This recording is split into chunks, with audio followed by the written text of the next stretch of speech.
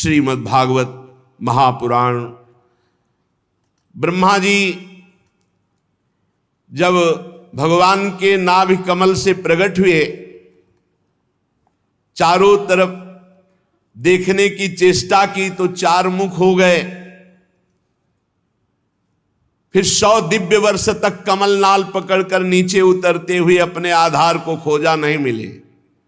फिर ऊपर आकर अपनी इंद्रियों को एकाग्र करके समाधिस्थ होकर भगवान की 100 दिव्य वर्ष तक आराधना की तो हृदय में ही भगवान दिखाई देने लगे। देखा अद्भुत शेष शैया पर भगवान श्री हरि शयन किए हुए हैं। गौरवर्ण भगवान शेष जी का 10,000 फण दिव्य मणियां चमक रही हैं। उन्हीं की नाभि से कमल प्रकट हुआ, कमल में ब्रह्मा जी बैठे। ये अंतःकरण में ही ब्रह्मा जी ध्यान के द्वारा देख पा रहे हैं। ब्रह्मा जी ने भगवान की स्तुति की, जो कल आप श्रवण किए, उसमें थोड़ी जो शेष है उसे श्रवण कीजिए।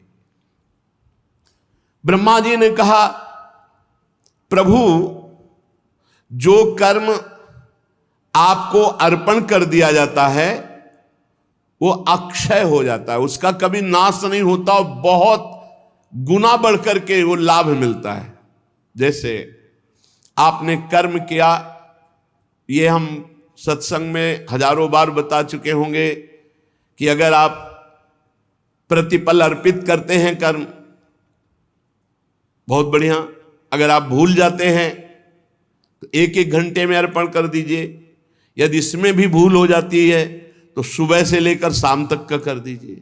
शाम के भगवान के चरणों में प्रणाम किया, हे नाथ, प्रातः काल जगने से लेकर अब तक हमारे द्वारा जो भी कर्म हुए हैं उनमें जो शारीरिक, मानसिक, वाचिक त्रुटि हुई है, अपराध हुए हैं, प्रभु उनको क्षमा करो और हम पर कृपा करके ऐसी हमें बुद्धि प्रदान करो कि हम कभी आपके विपरीत कर्म ना करें, शास्त्र के विरुद्ध कर्म ना करें। और प्रभु सारे कर्म हम आपको समर्पित करते हैं। जो कर्म भगवान को अर्पण कर दिया जाता है वो अक्षय अविनाशी हो जाता है और अनंत गुना बढ़कर वो लाभ देने वाला है। जैसे आपने परिक्रमा की और इसके बाद प्रणाम करके प्रभु को अर्पित कर दिया और बहुत बड़ा लाभ उससे प्राप्त होगा। पर साथ में प्रार्थना मत भूलना कि हमारे शरीर से, हमारे मन से, हमारे वाणी से जो आपके विरुद्ध आचरण बने हो जाने अनजाने में, प्रभु क्षमा कर दो और मेरी बुद्धि को ऐसे शुद्ध करो कि कोई ऐसी गलती ही ना हो, शास्त्र विरुद्ध आचरण ही ना हो, आपके प्रतिकूल आचरण ना हो। क्योंकि शरणागति तभी पुष्ट होती है जब श्री कृष्ण अनुकूल लेन प्रतिकूलस्य विसर्जनम, प्रतिकूल आचरणों का त्याग हो जाए और भगवान के अनुकूल, और वो अनुकूल कर्म भगवान को समर्पित कर दिए जाए तो वो अविनाशी हो जाते हैं और वो भगवत प्राप्ति कराते हैं। नाना प्रकार के जो भागवतिक कर्म हैं, जैसे यज्ञ है, दान है, तपस्या है, व्रत है, अगर ये भगवान को अर्पित नहीं किए गए तो थोड़े से अपराध में सब के सब नष्ट हो सकते हैं। ये भगवान को अर्पित करना अत्यंत आवश्यक है, बहुत गूढ़ बात है। जैसे हमसे वैष्णव अपराध बन गया, ये बहुत खतरनाक अपराध है। भक्तों की निंदा, भक्तों में दोष दर्शन, भक्तों का दिल दुखा देना, जरा भी किसी तरह से उनके गुणों में चर्चा करके दोष निकाल लेना, बहुत बड़ी हानि है ये। किए सुकृत सब जन्म के छीन में डारे खोए। अब आपने भगवान को कर्म अर्पित किए हैं, 2 घंटा से नाम जप कर रहे हैं और वो भगवान को अर्पित कर दिया। करना चाहिए। अब ये भगवान के सरकारी बैंक में जमा हो गया, अब आपसे अभी वैष्णव अपराध बना, इसका दंड मिलेगा लेकिन आपका नष्ट कुछ नहीं हो सकता क्योंकि वो सरकारी बैंक में जमा है। इसलिए कह रहे हैं जो कर्म जैसे भागवतिक हैं, यज्ञ है, दान है, कठिन तपस्या है, व्रत है, तीर्थयाटन है, स्वाध्याय आदि आदि, यदि ये भगवान को समर्पित नहीं किए और ये सुरक्षित रहे तो ये तुम्हें स्वर्ग आदि लोक देंगे, बस भगवत प्राप्ति नहीं कराएंगे। और अगर अपराध बन गया तो ये नष्ट भी हो जाएंगे। इसलिए भगवत प्रसन्नता प्राप्त करना सब साधना का फल है। हमारे प्रभु प्रसन्न हो जाएं। जब श्री भरत जी महाराज चित्रकूट पहुंचे, भगवान श्री राम जी के चरणों के दर्शन किए। बड़े बड़े महापुरुष हैं, विदेहराज जनक जी भी हैं, परम ज्ञानी वशिष्ठ जी भी हैं, और सब ब्रह्म ऋषि हैं। राज्याभिषेक की सामग्री लेकर गए थे भरत जी महाराज। देखिएगा प्रेमी की स्थिति। भरत जी महाराज के प्रेम विवस्था में भगवान एक शब्द बोले। विचार कर लो सब लोग, और कल जो भरत जी कहेंगे वही हम करेंगे। कल हम वही करेंगे जो भरत जी कहेंगे। सारा भार भरत जी के ऊपर आ गया। और भरत जी तो गए ही थे उत्साह युक्त होकर के भगवान का राज्याभिषेक करने के लिए। सब राज्य सामग्री, राज्याभिषेक की सब सामग्री। अब भरत जी ने विचार किया कि सेवक का कर्तव्य क्या है? स्वामी को प्रसन्न देखना। दूसरे दिन गए तो केवल भरत जी ने एक बात कही, जेहि विधि प्रभु प्रसन्न मन होई, करुणा सागर कीजिए सोई। भरत जी ने ये नहीं कहा कि राज्याभिषेक करवा लीजिए प्रभु। आखिरी फाइनल भरत जी के ऊपर था, तो भरत जी ने कहा जिस विधान से हे प्रभु आपका मन प्रसन्न हो वही कीजिए। तो प्रभु ने कहा हमारी तो इच्छा है पिताश्री की आज्ञा का पालन। तो कहा बस जीने का सहारा दे दीजिए। तो पादुका लाए थे, भरत जी ही लाए थे, प्रभु के चरणों में अर्पित की। प्रभु ने प्रसादी की, पादुका रखकर सारा तीर्थों का जल भरत कूप में विराजमान किया जो अभिषेक के लिए लाए थे। 14 वर्ष तक सिंहासन पर पादुका रखकर और अयोध्या का शासन रक्षा की भरत जी महाराज। भरत जी अगर कह देते तो भगवान वापस आ जाते, लेकिन भरत जी ने कहा प्रभु का प्रसन्न रहना ये सेवक का परम धर्म है। अगर सेवक की किसी बात से स्वामी संकोच को प्राप्त हो जाए तो उसकी सेवकाई किस बात की? तो समस्त साधनाओं का ब्रह्मा जी कह रहे हैं एक ही फल है कि आप प्रसन्न हो जाए, सारे कर्म प्रभु को समर्पित कर दे। और जब आप प्रसन्न हो जाते हैं तो कौन सा फल बाकी रह जाता है? प्रभु आप सर्वदा जीवों के हृदय में बैठकर ज्ञान देते रहते हैं। ध्यान दीजिए, आप जब कोई गलत काम करना चाहेंगे तब आपको एक अंदर से आवाज आएगी, ये गलत है मत करो, फंस जाओगे। सबके हृदय में देखो, ब्रह्मा जी कह रहे हैं हे प्रभु आप सबके हृदय में ज्ञान प्रदान करते हैं, गलत मार्ग में जा रहे हो मत करो। लेकिन कोई नहीं सुनता प्रभु की बात और फंस जाता है, दुर्गति को जाता है। सब देख लो अपने हृदय में, सबके हृदय में हमारे भगवान जगत गुरु श्री कृष्ण चंद्रजू, वो भगवान की आवाज होती है जो अंदर से कहती है गलत है मत करो। वो समझा रहे हैं, आप ये नहीं कह सकते कि हमको समझाया नहीं गया। अंदर से भगवान सबको समझा रहे हैं, गलत मत करो फंस जाओगे, दुर्गति हो जाएगी। लेकिन ये मन नहीं मानता, दुष्ट मन भगवान की आज्ञा का उल्लंघन करके पापाचरण कर ही देता है। जो लोग प्राण त्याग करते समय आपका स्मरण कर लेते हैं, जय जनार्दन, जय देवकी नंदन, जय श्री कृष्ण, ऐसा नाम उच्चारण करने मात्र से वो जन्म मरण के चक्र से छूटकर ब्रह्म पदवी को प्राप्त होते हैं। पर हे अजन्मा, अंतिम समय उन्हीं के नाम आता है जो जीवन भर आपका नाम जप करते हैं, जीवन भर भजन करते हैं। ऐसा नहीं कि जीवन भर मनमानी पापाचरण करो, अजामिल की तरह तुम नारायण उच्चारण कर लोगे। वो तो महिमा संतों की थी जो अजामिल को ऐसा सौभाग्य मिला। संत मंडली उनके बगीचे में गई हुई थी, तो संतों का मिलना व्यर्थ नहीं जाता। जीवन सार्थक निश्चित होता। अमोघश्च देवर्षि नारद जी ने कहा। तो संतों ने जब अजामिल की दुर्दशा देखी तो कहा तुम्हारा जो पुत्र होगा उसका नाम नारायण रखना। संतों के संकल्प के कारण अंतिम समय वो नारायण पुकारा अपने पुत्र के बहाने से। जो जीवन भर भगवान का भजन करने की चेष्टा करते हैं जैसा बने, तो अंतिम में भगवान उसका स्मरण स्वयं बन जाते हैं। वो अंतिम में जहां भगवान का स्मरण हुआ तो भगवत पद को प्राप्त होता है। प्रभु आप इस विश्व वृक्ष के मूल हैं। गीता जी में भगवान ने कहा ऊर्ध्वमूल मधा शाखा मस्वत्थम प्राहुरभ्यम। ये विश्व वृक्ष के मूल कौन है? भगवान श्री कृष्ण हैं।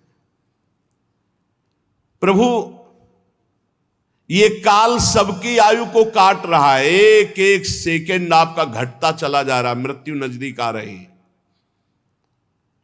यद्यपि मैं सत्य लोक का अधिष्ठाता हूं, हमारी आयु 2 परार्ध है, समस्त लोकों का बंधनी हूं, फिर भी मैं ऐसे ही डरता रहता हूं जैसे मनुष्य डरते हैं। किससे? काल चक्र से। उसी से बचने के लिए मैं हर समय आपकी आराधना करता रहता हूं। प्रभु आप पूर्ण काम हैं, आपको किसी से कुछ नहीं चाहिए, पर जो आपका स्मरण करते हैं आप बचा लेते हैं।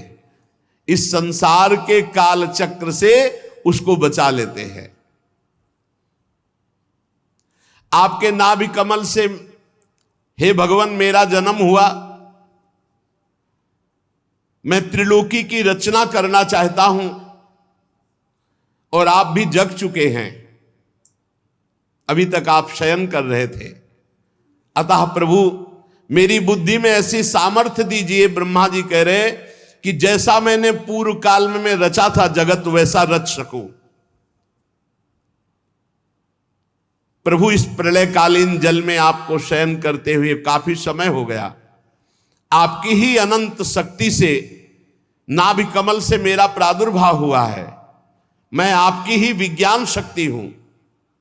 करुणा में आप मुस्कुराइए और बोलिए, मेरा शोक दूर कीजिए। मैं असमर्थ हूं सृष्टि रचने में, आपसे ही सामर्थ्य प्राप्त कर पाऊंगा।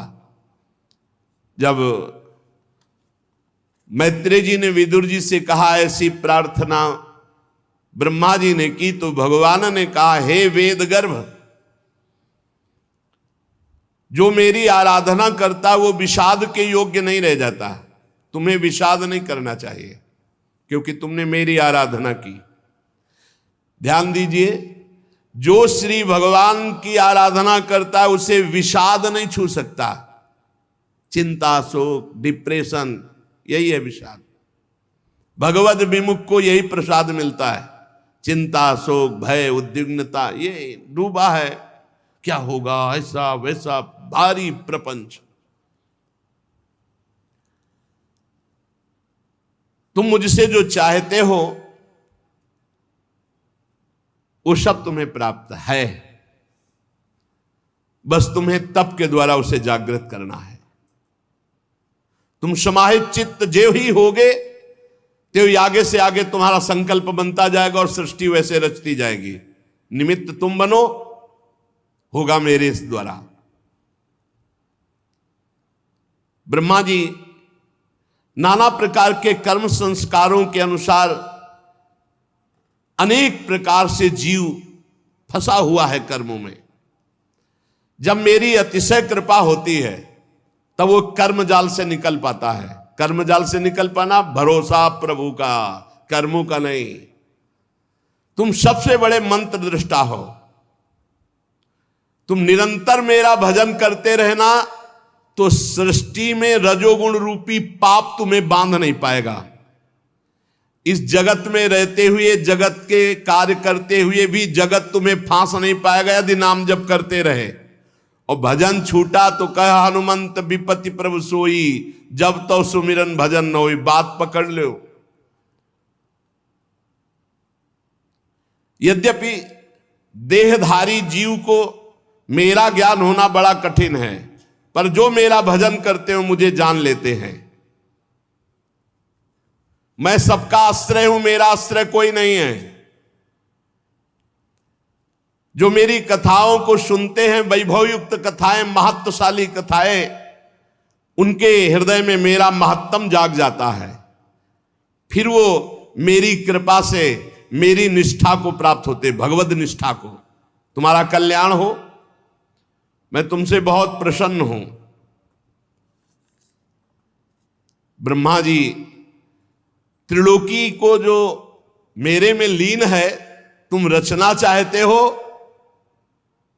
रचो, मेरी सामर्थ्य तुम में है, वो जागृत हो जाएगी।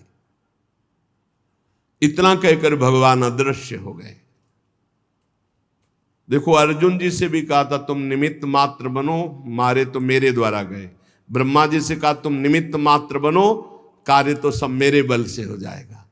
ऐसे ही भक्त देखता है कि वो निमित्त मात्र है, उत्तम साधना केवल भगवान के बल से हो रही, भगवान ही साधन है और भगवान ही साध्य है, तभी अहंकार छू नहीं जाता।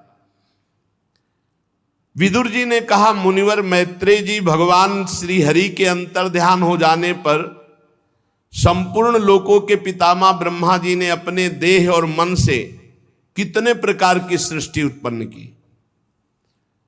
इनके सिवा मैंने आपसे और जो जो बातें पूछी उन सब का क्रमशः वर्णन कीजिए। बहुत आनंद आ रहा है आपके श्रीमुख से भगवान की चर्चा सुनने में। श्री मैत्रेय जी ने कहा, अजन्मा भगवान श्री हरि ने जैसा कहा था, ब्रह्मा जी ने अपने चित्त को भगवान में जोड़कर फिर 100 दिव्य वर्षों तक तपस्या की। 100 दिव्य वर्ष तपस्या से उनका महान तपोबल और ज्ञान बल दोनों बढ़ गया और उन्होंने जल के साथ वायु को पी लिया। जो जल में कमल में ब्रह्मा जी तो तपोबल से बढ़े हुए ज्ञान विज्ञान बल से संपूर्ण जल और वायु को पी लिया और फिर संकल्प किया। जे ही संकल्प किया तो 3 भाग में कमल बट गया, भूरलोक, भुवरलोक, स्वर्गलोक। जीवों के भोग स्थान के रूप में इन्हीं तीनों लोकों का शास्त्र में वर्णन, यही त्रिलोकी, वो कमल त्रिलोकी के रूप में बट गया जब जल और वायु को पी लिया। फिर महान महरलोक, तपलोक, जनलोक, इन 3 लोकों की रचना हुई। उसके ऊपर ब्रह्मलोक, जहां ब्रह्मा जी विराजमान। विदुर जी, ये सब अद्भुत बात भगवान की शक्ति से संपन्न हुई। खेल खेल में अब ब्रह्मा जी सृष्टि रचने लगे, कोई उनको बल नहीं पड़ रहा, भगवान की कृपा से। जैसा भगवान में स्थित था जगत, वैसा ही वो प्रकट करने लगे। प्राकृत वैकृत भेद से 10 प्रकार की सृष्टि प्रकट की ब्रह्मा जी ने। काल, द्रव्य और गुणों का ब्रह्मा जी के द्वारा जो संकल्प बना, तो काल, द्रव्य और गुणों का प्रभाव प्रकट हुआ, उससे महातत्व प्रकट हुआ। दूसरी सृष्टि अहंकार की, जिससे पंचभूत, ज्ञानेन्द्रियां, कर्मेंद्रियां। तीसरी सृष्टि भूत सर्ग, पंचभूतों से बने हुए शब्द, स्पर्श, रूप, रस, गंध, तन्मात्रा, जितना शब्द है, स्पर्श है, रूप है, रस है, गंध है, ये तीसरी सृष्टि। इंद्रियां, ज्ञानेन्द्रियां, कर्मेंद्रियां, क्रियाशक्ति प्रधान, चौथी सृष्टि प्रकट की। 5वीं सृष्टि सात्विक अहंकार से उत्पन्न हुए इंद्रियों के अधिष्ठात्र देवताओं की और इसी के साथ मन की भी सृष्टि की। 6वीं सृष्टि अविद्या की, यही बांधती संपूर्ण जीवों को। तामिस्त्र, अंध, तामिस्त्र, तम, मोह, महामोह, ये 5 गांठें अविद्या की है। ये जीवों की बुद्धि में बैठी रहती है अविद्या।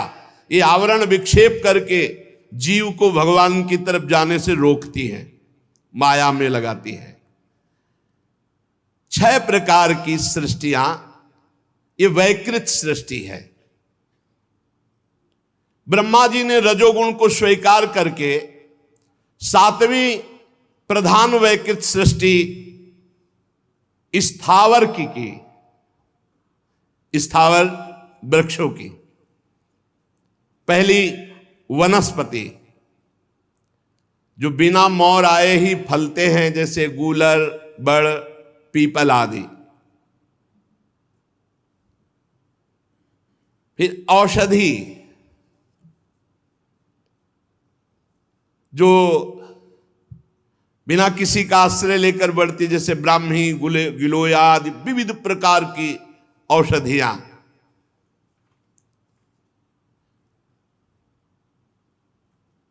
वनस्पति में धान, गेहूं, जौ, चना, विविध प्रकार के अन्न भी आते हैं।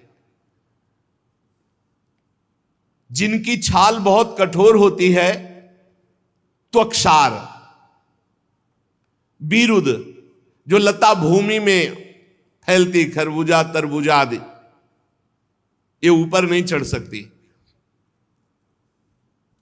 द्रुम जैसे आम, जामुन, पीपल आदि, ये बड़े बड़े वृक्ष, इन्हें द्रुम कहा गया है।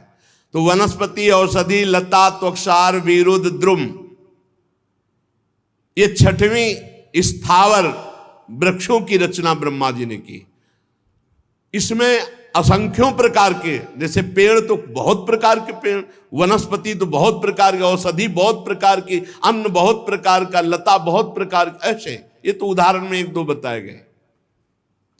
इन वृक्षों में ज्ञान शक्ति नहीं होती, पर स्पर्श शक्ति होती है। जैसे आप कुल्हाड़ मारोगे तो जैसे हमें कुल्हाड़ में लगेगा, ऐसे वृक्षों को लगेगा। कहीं भी किसी भी वृक्ष को काटने का अधिकार ऐसे नहीं है। जब किसी भागवतिक कार्य के लिए प्रयोग में आना होता है तो जो डाल सूख रही है उसका, या फिर जैसे हमने गुरुजनों को देखा है कि श्री जी के लिए, झूला के लिए कुछ हमें पत्र पुष्प आपसे चाहिए, हे लता जी आप प्रदान करो, फिर टहनियां लेकर झूले के श्रृंगार में। जो जितने वृक्ष हैं इनमें ज्ञान शक्ति नहीं होती, पर स्पर्श शक्ति होती। जैसे आप इनको काटोगे तो वैसे ही पीड़ा होगी जैसे मनुष्य को होती है। ये भीतर ही भीतर केवल स्पर्श का अनुभव करते हैं। आठवीं सृष्टि पशु पक्षियों की त्रियग योनियों की ये 28 प्रकार के, एक एक प्रकार में लाखों लाखों प्रकार के हैं। पशु पक्षियों की 28 मूल हैं और एक एक प्रकार में लाखों, मतलब पक्षी तो लाखों प्रकार के पक्षी है। अरे पूरी सृष्टि में कौन जाने। इन्हें काल का ज्ञान नहीं होता। इनके अंदर तमोगुण की अधिकता होने के कारण केवल खाना पीना और मैथुन करना और सोना, बस इतना ही आता है। खाना पीना, सोना, मैथुन करना, और इनको जो ज्ञान होता है वो सूंघने से होता है। जैसे वृक्षों को त्वचा से, इनको इनकी घ्राण शक्ति बहुत जोर की होती है पशु पक्षियों की। अब देखो पता नहीं कहां से एक चीनी का दाना डाल दो, कहां से चींटी आ जाएगी। उसकी घ्राण शक्ति इतनी प्रबल है, उसको बिना किसी सूचना के सूचना मिल जाएगी वहां के। इनके हृदय में ना विचार शक्ति होती, ना दूरदर्शिता होती। केवल खाना पीना, मैथुन करना, सोना और सूंघने से वस्तुओं का ज्ञान होता है। इन तिर्यक योनियों में, पशु पक्षियों में कुछ द्विशप कहलाते हैं, जैसे गौ, बकरा, भैंसा, कृष्ण मृग, सुअर, नीलगाय, रुरु नामक मृग, भेड़, ऊंट, ये 2 खुरों वाले पशु कहलाते हैं। नीचे से इनके खुर के 2 भाग होंगे, द्विशप कहलाते हैं। गधा, घोड़ा, खच्चर, गौर मृग, सरप, चमरी, ये एक शफ, एक खुर वाले, पूरा एक खुर होगा, टॉप इनकी एक खुर वाली होगी। और कुछ 5 नखों वाले, कुत्ता, गीदड़, भेड़िया, बाघ, बिलाव, खरगोश, शाही, सिंह, बंदर, हाथी, कछुआ, गो, मगर, ये 5। कुछ 2, कुछ 1, कुछ 5। कंक, बगुला, गिद्ध, बटेर, बाज, भास, भल्लूक, मोर, हंस, सारस, चकवा, कौवा, उल्लू आदि उड़ने वाले ये जीव पक्षी कहलाते हैं। ये सब संकल्प से हो गए, किसी कारीगर की जरूरत नहीं। पर 84 लाख योनियों में 83,99,999 योनियां ये दशई के अंतर्गत आती। ब्रह्मा जी ने संकल्प किया, सृष्टि हो गई। नवी सृष्टि हुई ये मनुष्यों की, ये एक प्रकार की होती है। इसमें नहीं होते कि एक शब्द द्विशब्द या 5 पंजा वाले, ये एक प्रकार, इनका आहार ऊपर से जाता है। ये रजोगुण प्रधान है, साधना से सतोगुण एकत्रित कर सकते हैं, नहीं रजोगुण प्रधान और कुसंग मिल जाए तो तमोगुण हो जाए, राक्षसी प्रवृत्ति। ये कर्म परायण होते हैं और ये दुख ही जीवन भर भोगते हैं यदि भजन न करें तो। रचना ही है मनुष्य योनि की ऐसी, ये दुख ही को सुख समझते हैं। स्थावर पशु पक्षी मनुष्य, ये तीनों प्रकार की सृष्टियां ब्रह्मा जी ने रची। जो सनक सनंदन सनातन सनत कुमार ऋषियों का है वो कौमार सर्ग है, वो सबसे प्रथम रची गई। मनुष्यों में जब रचना हुई तो सबसे पहली रचना सनक सनंदन सनातन सनत कुमार जी की हुई।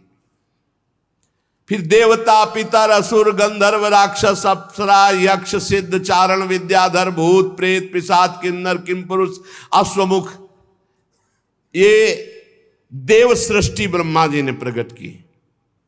ब्रह्मा जी अम्मा है, ब्रह्मा जी पिता है, संकल्प करते जा रहे हैं, सब सृष्टि पैदा होती चली जा रही।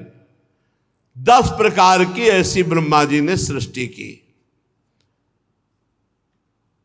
भगवान सत्य संकल्प हरि ही ब्रह्मा जी हैं।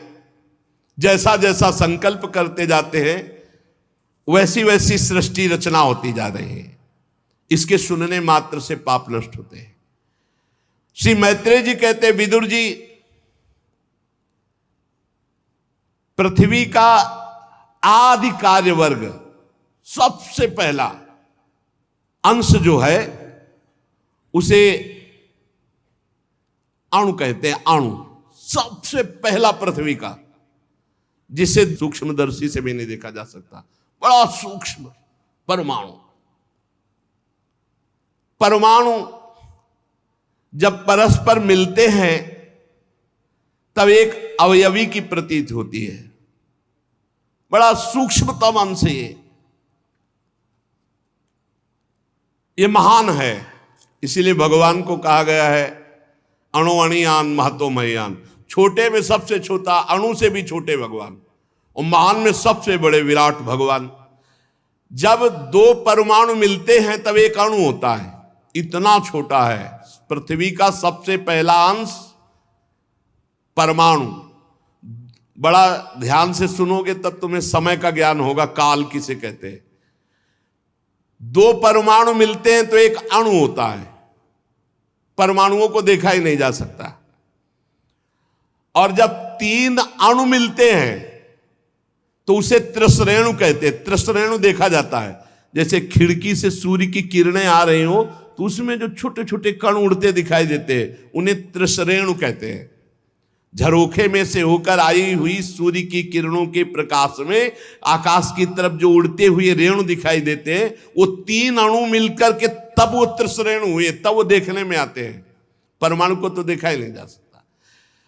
ऐसे 3 त्रिश्रेणुओं को पार करने में जो सूर्य को समय लगता है उसे त्रुटि कहते हैं। और 100 गुना त्रुटि का वेद होने पर फिर उसे वेद कहा जाता है।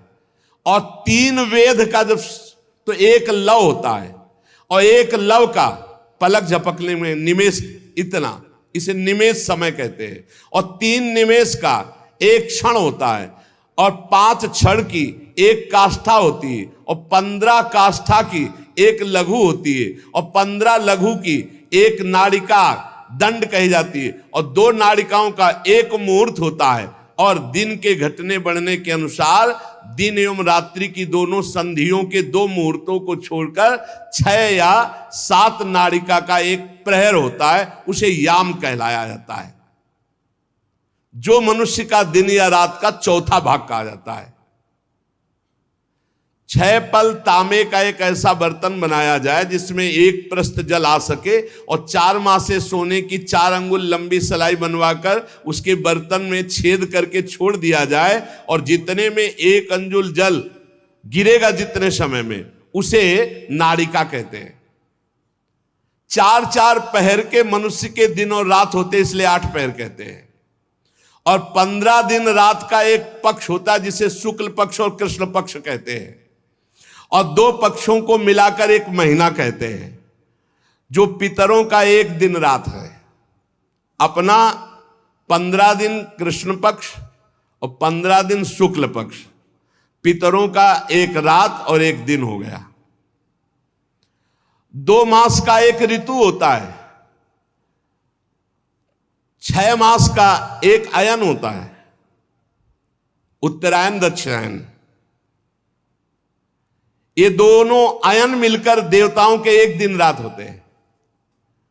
शुक्ल पक्ष और कृष्ण पक्ष, पितरों का कृष्ण पक्ष 15 दिन रात और शुक्ल पक्ष 15 दिन एक दिन। हमारे 15 दिन, उनके एक दिन रात। कृष्ण पक्ष शुक्ल पक्ष जो 1 महीना हुआ दिन रात हो गया, और हमारे 6 महीना और देवताओं के एक दिन रात। दक्षिणायन रात्रि और उत्तरायण दिन, ये दोनों अयन मिलकर देवताओं के एक दिन रात होते हैं। मनुष्य लोक में 1 वर्ष व्यतीत हो जाता है, 12 महीना व्यतीत हो जाते हैं, तो उनका एक दिन रात। ऐसे 100 वर्ष की मनुष्य की आयु बताई गई है, पूरी आयु 100 वर्ष। चंद्रमा आदि ग्रह, अश्वनी आदि नक्षत्र, समस्त तारामंडल के अधिष्ठात काल स्वरूप भगवान सूर्य परमाणु से लेकर संवत्सर पर्यंत काल में 12 राशि रूप संपूर्ण भुवन को उसकी निरंतर परिक्रमा करते हैं। सूर्य, बृहस्पति, सवन, चंद्रमा और नक्षत्र संबंधी महीनों के भेद से वर्ष ही संवत्सर, परिवत्सर, इडावत्सर, अनुवत्सर और वत्सर कहा जाता है। विदुर जी 5 प्रकार के वर्षों की प्रवृत्ति करने वाले भगवान सूर्य की सबको आराधना करनी चाहिए। जो सूर्य भगवान की आराधना नहीं करते, उनका तेज, आयु, श्री कांति सब नष्ट हो जाता है। ये जो सुबह सोते रहते हैं ना 9 बजे तक, कैसा जीवन। अरे भुवन भास्कर भगवान आ रहे हैं, कम से कम उठ जाओ सैया से, इतना ही आदर करो, इतना ही आदर कर लो। उत्तम बात तो है कि नहा धो करके अर्घ दो, थोड़ी देर नाम जप करो। मनुष्य जीवन मिला है क्या? मरना है, मरना है। यहाँ आनंद के लिए आए हो, आनंद श्री जी के नाम रूप लीला धाम में, सोने में नहीं। सूर्य उदय सैया पर हो जाना बड़ा मंगलकारी है। इसलिए जिन जिन के कानों में शब्द पड़ रहे हो, अगर आप रात्रि जागरण करने की सेवा करते हैं, ड्यूटी देते हैं, तो आप सूर्य उदय के समय उठ जाइए और उनको प्रणाम करके फिर सो जाइए। पर सूर्य उदय होते समय आपका उठना अनिवार्य है। अगर ऐसा नहीं तो आपकी श्री, कीर्ति, शांति, मंगल, सुख सब नष्ट हो जाएंगे। देख लेना, आप देख लेना। ये जो तुम सोते हो ना, सूर्य उदय होता है ना, तुम्हारी बुद्धि को भ्रष्ट करता है। पक्का समझ लीजिए, पक्का। ये महापुरुषों के द्वारा स्थापित किया हुआ मार्ग। सूर्य उदय होते ही आप स्नान करके उनको अर्घ दीजिए, और जब नाम जप, मंत्र जप करोगे तो बुद्धि को सत्य की तरफ ले जाते हैं। गायत्री का जो आखिरी अर्थ है उसका यही कि मेरी बुद्धिमहि, मेरी बुद्धि को सत्य की तरफ प्रेरित कीजिए, सत्य की तरफ प्रेरित कीजिए। पक्का बुद्धि भ्रष्ट हो जाती है जो सूर्य भगवान को अर्घ नहीं देता। सूर्य भगवान को अर्घ देना, सूर्य भगवान को प्रणाम करना, नमस्कार करना, ये बुद्धि को सत्य की तरफ ले जाता है। कैसे कैसे कार्य हो रहे हैं समाज में, कैसी कैसी घृणास्पद बातें हो रही, पूछो मत, पूछो मत। आप सब जानते हैं तो आप क्या नहीं सोच रहे कि ये बुद्धि भ्रष्ट क्यों इतनी हो रही है?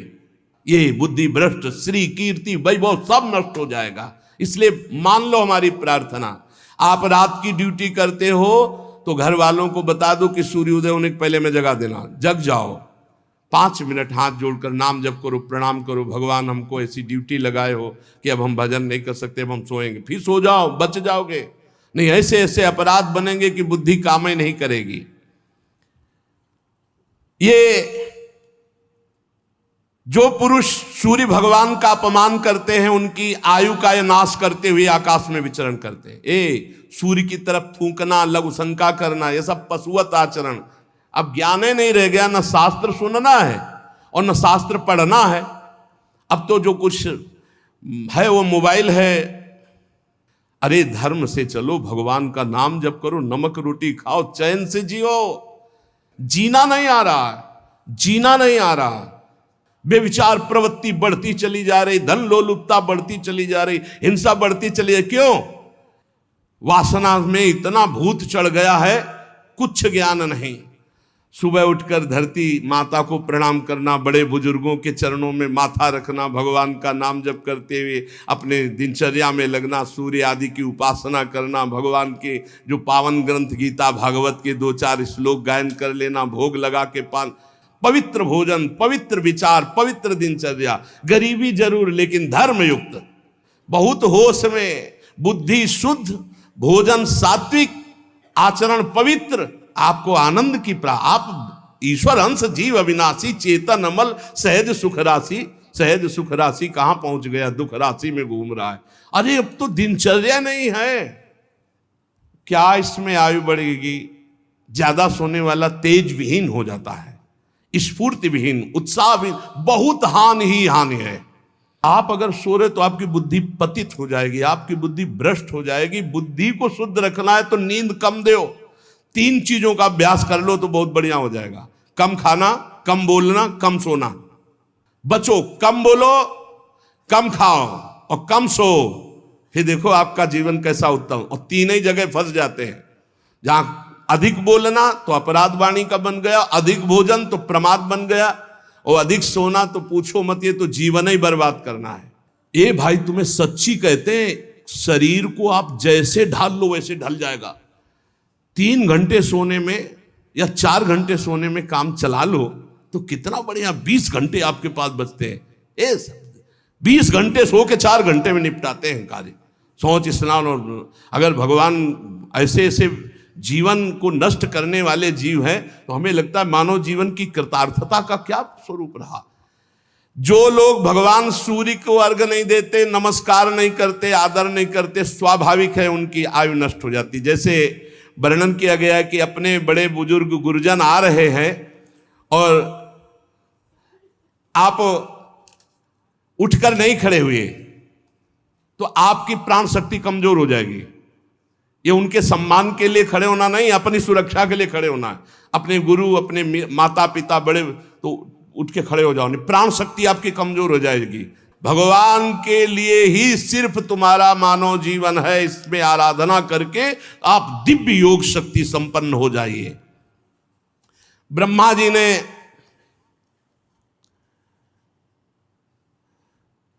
ये समय का रचना किया। विदुर जी कहते सतयुग, त्रेता, द्वापर और कलयुग। ये सुना है तो प्रभु इनका समय क्या है, इनका संध्यांश क्या है? तो मैत्रेय जी ने कहा ये 4 युग अपनी संध्या और संध्यांशों के सहित देवताओं के 12,000 वर्ष तक रहते हैं, ऐसा बताया गया है। सतयुग में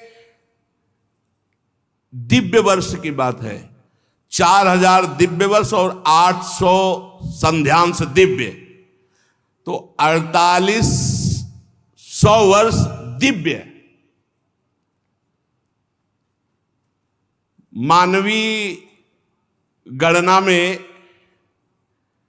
अलग होता है और ये दैवी गणना में अलग होता है। जैसे दैवी गणना में कलयुग है 1200 दिव्य वर्ष, तो मानवीय गणना में 4,32,000 वर्ष, 4,32,000 वर्ष। तो द्वापर कितना हुआ? 8,64,000 32 दूनी, तो 8,64,000 वर्ष द्वापर। इसका तिगुना त्रेता और इसका चौगुना सतयुग, ऐसा वर्णन है। ये 4 युग है।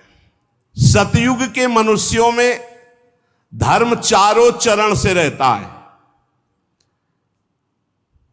और फिर त्रेता युग में 1 चरण क्षीण होता है, फिर द्वापर में 2 चरण क्षीण होते हैं, कलयुग में 3 चरण क्षीण हो जाते, 1 चरण से चलता है धीरे धीरे। और जब ये चतुर्युगी 1000 बार चतुर्युगी बीत तो ब्रह्मा जी की रात्रि आ जाती है। सबको समेट करके नाश करके ब्रह्मा जी अपने दुकान समेट करके भगवान नारायण में लीन और शयन करते हैं। फिर 1000 चतुर्युगी के बाद फिर रचते हैं। ऐसे चलता है दिन रात, रात में सो गए, दिन में रच दिया। फिर जो पूरी ब्रह्मा जी की आयु होगी उसे महाप्रलय कहते हैं। कुछ नहीं, सब समाप्त। ब्रह्मा जी का जब तक दिन चलता है तब तक सृष्टि चलती है, जहां रात आती है तो सब समेट लेते हैं। ब्रह्मा जी के एक दिन में 14 मनु बदलते हैं, एक दिन में 14 मनु। अरे बड़ा विचित्र खेल है। एक मनु का राज्यकाल जानते हो कितना होता है? 71 चतुर्युगी, 71 बार चतुर्युग, चारों युग व्यतीत हो जाएंगे तब एक मनु। और 14 मनु ब्रह्मा जी के एक दिन में बदलते हैं। प्रत्येक मनवंतर में सप्तऋषि, देवता और इंद्र और गंधर्वराज ये सब बदल जाते हैं। ब्रह्मा जी के एक दिन में 14 मनु, 14 इंद्र ये सब बदल जाते। 14 इंद्र बनते हैं एक दिन में ब्रह्मा जी के। ये इसीलिए कि हमारा जीवन कितना है, एक मनवंतर में मनुवंशी राजा लोग, सप्तऋषि, देवगण और देवराज इंद्र और गंधर्व ये सब बदलते हैं। और ब्रह्मा जी प्रतिदिन ऐसे सृष्टि रचते हैं और रात के सब समेट लेते हैं। बड़ा भगवान का विचित्र खेल है। कालक्रम से जब ब्रह्मा जी के दिन बीत जाता है तब वो तमोगुण को स्वीकार करके निश्चेष्ट भाव से सृष्टि का नाश कर देते हैं। नाश करने के लिए भगवान रुद्र रूप, तीसरा नेत्र खुला, संकर्षण जी से अग्नि और 12 सूर्य एक साथ उदय होकर आग बरसा, सब भस्म हो गए। भजन कर लो, यही सब भोग ले, सब भोगना है। अरे बोले कहाँ? तो देख लो यहाँ संसार में देख लो, आग नहीं लगती, भूंज नहीं जाते। फैक्ट्री में आग लग गई, गाड़ी में आग लग गई, सब जल रहे हैं। ऐसे आग लगेगी, जलना पड़े। भगवत प्राप्ति कर लो भाई, नहीं आगे सब ये सुनते रहो। भगवत प्राप्ति के लिए तुम रो पड़ोगे, सुनते केवल रहो। सारा विश्व उस समय अग्निमय हो जाता है, भस्म हो जाता है। भयंकर जल वर्षा, फिर जल में, और उसी जल में भगवान शयन करते हैं। और उन्हीं भगवान को प्राप्त कर लो, खत्म हो जाएगा खेल, ये जलना जुलना, आनंद में हो जाओ। उन्हें तो श्री जी के पास जाना है, श्री जी के साथ खेलना है, खाना है, जहां माया का प्रवेश ही नहीं। इसीलिए कहते जय वृंदावन, प्राण वृंदावन, सर्वस्व वृंदावन। ये सब भूर भुआ स्वर्ग लोग सब जलमय हो जाते, आग लगती। पहले वर्णन है, पहले 100 वर्ष बरसें नहीं होगी। अब 100 वर्ष, 1 साल ना हो तो भूखा मरना शुरू हो जाता है। फिर लोगों को खाने लगेंगे भूख से व्याकुल होकर। 100 वर्ष तक आग जब बरसेगी। ये कहानी नहीं है, ऐसा होता है। फिर 100 वर्ष तक प्रलयंकारी जल, जलई जल, जलई जल। काहे को मरोगे? पहले ही भगवान का भजन करके परम पद प्राप्त कर लो। मनुष्य शरीर इसीलिए दुर्लभ कहा गया है। ये जब सृष्टि नाश होनी होती तो भगवान शेष जी के 10,000 फणों से विषैली आग पैदा हो जाती, 12 सूर्य उदय हो जाते हैं। नीचे से संकर्षण, ऊपर से महादेव की तीसरा नेत्र खुल गया, भस्म होता सब चला जाओ। राधा राधा, तभी हम कहते हैं कसाई वाड़े में बंद हो काल के, भजन कर लो भजन, कुछ नहीं चलेगी तुम्हारी बादशाही, तुम्हारी ऐंठ, तुम्हारी छाती तान के चलना। बहुत सावधान, राधा राधा, परोपकार कर लो, मंगल कर लो, अच्छी कमाई कर लो, भगवान के पास चलो। 7 समुद्र प्रलय काल के प्रचंड पवन से उमड़ती हुई उत्ताल तरंगों से मर्यादा तोड़कर पूरी त्रिभुवन को डुबाने लगते हैं। उसी जल में भगवान आराम से नेत्र मूंद करके शेष सैया पर शयन करते हैं। 1,000 चतुर्युगी रूप प्रतीत होने वाले दिन रात के फेर से ब्रह्मा जी की 100 वर्ष की परम आयु, ब्रह्मा जी भी भयभीत होते रहते हैं। 2 परार्ध कही गई है ब्रह्मा जी की आयु। पहला परार्ध व्यतीत हो गया है, दूसरा चल रहा है परार्ध, महाप्रलय कह लिए। ब्रह्मा जी की उत्पत्ति ब्राह्म नामक महाकल्प में हुई थी। एक परार्ध व्यतीत हो गया, दूसरा चल रहा है पाद्मकल्प पहला। विदुर जी इस समय जो कल्प चल रहा है उसे दूसरा परार्ध कहते हैं। ये वाराह कल्प है। पाद्मकल्प पहला परार्ध और दूसरा है वाराह कल्प। इसमें भगवान ने वाराह रूप धारण किया था। ये दो परार्ध काल, अव्यक्त, अनंत, अनादि, विश्वात्मा श्री हरि का, सुनो, ब्रह्मा जी का ये दो परार्ध भगवान का क्या है? निमेष। इसे कहते हैं निमेष। ऐसे भगवान हमारे हैं और ऐसे भगवान को हमारी लाडली जो अधीन की हुई है, इसीलिए हम जीत गए। हमारे माई श्यामाजू को राज जाके अधीन सदा सांवरो, या ब्रज को सिरताज। घर वाले हो गए अपने लोग, लालजू के घर वाले हैं। घर के जैसे सदस्य नहीं होते तो घर के सदस्यों को बचाया जाता है ना। घर के सदस्यों को थोड़ी देखा जाता है कौन अच्छा कौन बुरा, घर के जन है, इनको बचाओ। तो हम सब प्रियालाल के घर के सदस्य हैं, शरणागत जल है। ये काल की दाल हमारे ऊपर नहीं गलेगी, विश्वास करो। अरे वो संबंध मात्र से कल्याण करते हैं। ये मेरा है, एक बार हृदय से स्वीकार कर लिया, उसी से उन्नति शुरू हो जाती है। बहुत कृपालु हैं, क्योंकि जानते हैं दुर्जय माया है, जीत नहीं पाएगा। केवल हे हरि मैं आपका हूं, इतने मात्र से वो पार कर देंगे। यही जब हम बचपन में भगवत मार्ग में भागे थे ना, तो यही जब पढ़ते थे तब व्याकुलता होती थी कि मुझे बस ब्रह्म प्राप्ति करनी। अब जन्म मरण के चक्र में नहीं फंसना। इसीलिए भूख, प्यास, गर्मी, सर्दी, सब इसकी कोई परवाह नहीं थी। कोई जैसे देखे हमारी तरफ आ रहा तो उठ के खंडेर की तरफ चले जाते, न मिलना न देखना, हमको भगवत प्राप्ति करनी है। समस्त कारणों के परम कारण श्री भगवान जी हैं। अब ब्रह्मा जी ने अज्ञान की 5 प्रवृत्तियां पैदा की। तम अर्थात अविद्या, मोह अर्थात अस्मिता, महामोह अर्थात राग, तामिस्त्र अर्थात द्वेष, अंधतामिस्त्र अभिनिवेश। ये पापमयी दृष्टि है। जिसकी अविद्या की दृष्टि है, मोह की दृष्टि है, राग की दृष्टि है, द्वेष की दृष्टि है, इससे पाप ही होता है। ब्रह्मा जी ने देखा है तो पाप कराने वाली मैंने सृष्टि रची।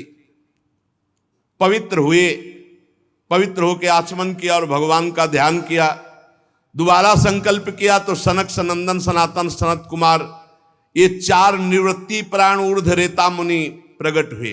इनसे कहा सृष्टि रचो, बोले हमारे बस की बात नहीं, हम तो हरि शरणम हरि शरणम हरि शरण। निकल पड़े दिगंबर महापुरुष। कहा तुम लोग सृष्टि उत्पन्न करो। उनका पिताश्री, हम निवृत्ति मार्ग पर चिंतन रखने वाले हैं, इसलिए हम ऐसा नहीं कर सकते। ओ हरि शरणम हरि शरणम। ब्रह्मा जी ने देखा कि तो मेरी आज्ञा नहीं मान रहे, बड़ी गुस्सा आई। जब ब्रह्मा जी को गुस्सा आई, बहुत रोकने का प्रयास किया लेकिन बहुत गुस्सा आ गई। तो ब्रह्मा जी के बीच भाव से यहां से श्याम वर्ण का एक तेजो में देव प्रकट हुआ और वो थोड़ा रुदन करने लगा। तो उनका रो मत, बोले मेरा नाम बताओ, बोले रोए इसलिए रुद्र। बोले रहने का स्थान बताओ, बोले कैलाश। यहां श्रीमद् भागवत महापुराण के विधान में भगवान ब्रह्मा जी के भ्रकुटी मध्य से भगवान रुद्र का अवतार हुआ, देवाधिदेव महादेव। देखो ये हमने कई बार कहा है कि जिस पुराण को आप पढ़ोगे उसमें वही अधिष्ठात्र देवता होगा। जैसे अपने गुरु कृपा से कई पुराणों का स्वाध्याय हुआ, तो अगर देवी पुराण तो देवी से सबकी उत्पत्ति, शिव पुराण तो शिव से सबकी उत्पत्ति, जिस पुराण के अधिष्ठात्र देवता उसी से सबकी उत्पत्ति। तो यहां भगवान श्री हरि, श्री कृष्ण, उनके लिए श्रीमद् भागवत, तो इसमें श्री कृष्ण श्री हरि से भगवान ब्रह्मा, ब्रह्मा जी से देवाधिदेव महादेव जी का प्रादुर्भाव। तब कमल योनि भगवान ब्रह्मा ने उस बालक की प्रार्थना पूर्ण करने के लिए मधुर वाणी में कहा देवश्रेष्ठ, तुम देवश्रेष्ठ हो, देवाधिदेव हो। तुम्हारा नाम रुद्र, तुम्हारे रहने का सूक्ष्म स्थान, सबका हृदय, सबके इंद्रियां, सबके प्राण, आकाश, वायु, अग्नि, जल, पृथ्वी, सूर्य, चंद्रमा और तपस्या, ये तुम्हारे स्थान है। और तुम 11 रूपों में रहोगे। मन्यु, मनु, महिनस, महान, शिव, ऋतध्वज, उग्ररेता, भव, काल, वामदेव, धृतव्रत, धी, वृत्ति, उषना, उमा, नियुत, सर्पी, इला, अंबिका, इरावती, सुधा, दीक्षा, ये 11 रुद्राणियां तुम्हारी अर्धांगिनी होंगी। तुम जो हमने तुम्हें स्थान दिया, हृदय, इंद्री, प्राण, आकाश, वायु, अग्नि, जल, पृथ्वी, सूर्य, चंद्रमा, तपस्या, इन स्थानों पर रहो और प्रजा उत्पन्न करो, क्योंकि हमारी इच्छा है कि इस समय सृष्टि बढ़े। भगवान शंकर को आदेश हुआ कि प्रजा रचो, तो रचना शुरू किया। अब उनकी जो रचना थी बहुत ही विचित्र थी। किसी के हजारों मुख, किसी के एको मुख नहीं, किसी के हजारों आंखें, किसी के एक आंख हो, किसी के बहुत हाथ, किसी के विचित्र, असंख्यों यूथ के यूथ, भूत प्रेत पिशाच। ब्रह्मा जी ने कहा बंद करो, बंद करो, आप अपनी सृष्टि बंद करो, नहीं जो हम सृष्टि रच रहे सब खा जाएगी आपकी सृष्टि। महाराज ये सारे दिशाएं डरपने लगी, आप अपनी सृष्टि बंद करो, तुम्हारा कल्याण